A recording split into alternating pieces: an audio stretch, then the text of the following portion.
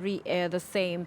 Interior CS Dr. Fred Matiang'i has today commissioned a state-of-the-art 3500 XL genetic analyzer, which will now help in resolving many cases, including murder, defilement, DNA samples, and much more.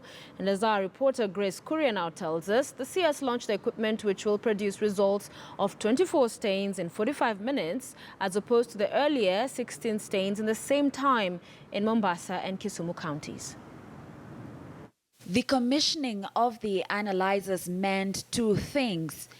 Incidences of DNA samples being flown to countries like South Africa will no longer be witnessed, and the speed at which results were initially delivered will be close to twice as much. It's a fact of life, and you know that we have a number of some fairly sensitive and resolved murder cases in our country, because we have been trying to find solutions and ways of making investigation work easier. The main beneficiaries is the National Police Service. What we've acquired has got a higher throughput. You can call it maybe 33%, because when you can move from 16 to 24 within the same time frame, then here we are talking about an increment of 33% capability.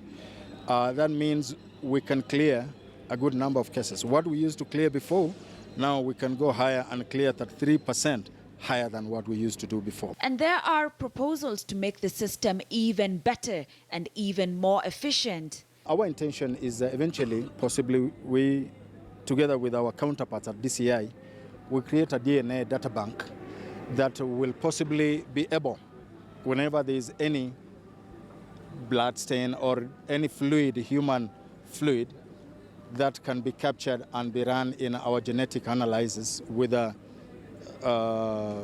data bank. The database Mr. Ali is talking about would help in identifying a suspect even before he or she is arrested.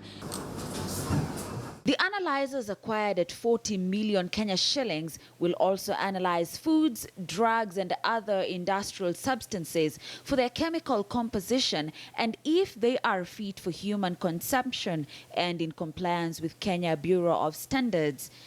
Grace Kuria, KTN News.